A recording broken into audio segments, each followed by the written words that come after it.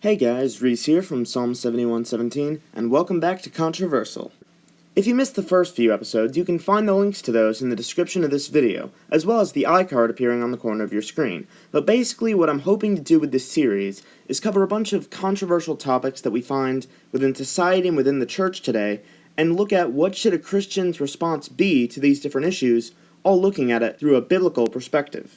And the one I want to focus on today is one that is very prevalent in the news lately. It's all over society. There have been a lot of riots and protests and tweets and posts that have happened about this particular topic, and that, of course, is the topic of racism. Racism is a problem that has existed for a very, very long time, and as Christians, we need to know how we should respond to this particular problem.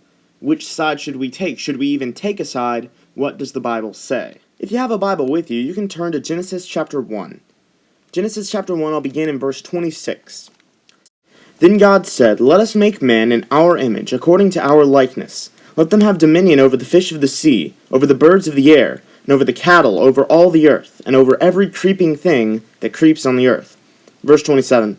So God created man in his own image. In the image of God he created him. Male and female, he created them. So, as God is creating mankind, the Holy Spirit, Moses writing through the Holy Spirit, uses very specific phrases when describing mankind. You see, created in God's image, created male and female, but you notice something that's missing from that description, is race. When God is creating the first two human beings, and when Moses, and the Holy Spirit through Moses, is describing the first two human beings, we read nothing about their race. And we actually find the reason for this in the book of 1 Samuel, chapter 16. I'll begin in verse 7. But the Lord said to Samuel, "Do not look at his appearance or his physical stature, because I have refused him. For the Lord does not see as man sees. For man looks at the outward appearance, but the Lord looks at the heart." In this passage, Samuel is trying to anoint the new king of Israel, and he would eventually end up appointing David, the one that God had chosen. And David is the youngest out of all of his brothers. And so Samuel was more inclined to choose some of the mightier men among Jesse's sons. But this verse tells us that God doesn't look at the outward appearance. God didn't choose David because of his height, or of his weight, or even of his race. God chose David because of his heart. Now turn to Matthew 22, beginning in verse 37. Jesus said to him, "You shall love the Lord your God with all your heart, with all your soul, and with all your mind." Verse 38, "This is the first and great commandment." Now focus on verse 39. "And the second is like it. You shall love your neighbor as yourself." And verse 40 goes on to say, "On these two commandments hang all the law and the prophets." Now I want to pause right here for a minute because I want to focus on verse 40 specifically. On these two commandments hang all the law and the prophets. The first commandment was to love God with everything that we have. And the second commandment was to love our neighbor as ourself. And if you recall, the parable of the Good Samaritan shows us that everyone is to be our neighbor. We are to be willing to help out anyone, whether we consider them a friend or even an enemy. This is reinforced in the Sermon on the Mount in Matthew chapter 6. I'll begin reading in verse 43. "You have heard that it was said, 'You shall love your neighbor and hate your enemy.' Verse 44, "But I say to you, love your enemies. Bless those who curse you, do good to those who hate you, and pray for those who spitefully use you and persecute you." So we're told to love God first. But after that, we're told to love our neighbor. Who's our neighbor? Our neighbor is everyone, including our enemies, according to Matthew chapter 6. And on these two laws hang all of the law and the prophets. And I want you to focus on that as well. The law and the prophets, at this point, is everything that God had ever said to the people of Israel. He handed down the law to Moses. He sent prophets and judges to talk to the Israelites using his words to warn them of coming danger.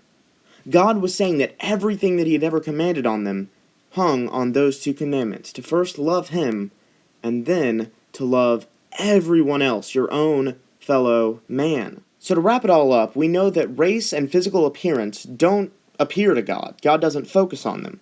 We know this based on Genesis chapter 1 when he was creating male and female, and we know this based on 1 Samuel 16. We also know that Jesus commands us to not only love God, but to love all of our other fellow men. So the question then becomes, what should this look like for an everyday Christian? How are we to show our love for everyone, no matter what they believe? There is a way to do it, but it involves a little bit of explanation. I personally can't relate to everyone who's watching this video. I don't know everything that you've gone through, I don't fully understand everything that's happened in your life, but there is one thing that no matter who you are, I can relate to you with. There's one thing that you can relate to with everyone else that you meet. There's one thing that we as humans all share in common, no matter who we are. And that's the fact that we all have souls. And I'm going to let that spider drop. Well, you may have trouble relating to someone of a different ethnic background, or someone with a different income, or someone who you just think is different than yourself. You need to realize that there is one thing, at least one thing, that you share in common with the rest of humanity. One thing that you and every other single person on this planet have in common. And that's the fact that you have a soul. And if we begin to look at people in that way, we'll see people as God does. We'll see people as souls. Souls that can one day spend eternity in either paradise or torment. Souls that we have the opportunity to bring to Jesus if we take that step. So the fact of the matter is, the answer to racism doesn't start in the White House. The answer to racism doesn't start with the Congress or the House of Representatives or the Senate. The answer to racism starts with us. With the way that we look at the world. Because if everyone looked at everyone else the way that God looks at us, then everyone would see each other as equals. We would all see each other not as people, not as white or as black or as Hispanic. We would all see each other as souls. We need to stop focusing on the outward appearance. We need to love everyone, even if they're our enemy. We need to focus on the fact that we're here for a short amount of time, and that it's truly our soul, not our body, that will matter in eternity. So thank you guys for watching this video. If you've enjoyed it, please leave a like, and be sure to subscribe. I'll be hopefully coming out with a few more of these in the near future. If you'd like, you can visit our website, there's a link in the description, where we write a bunch of different articles and puzzles and games, and we have our YouTube videos, where you can read our content as well as watch it.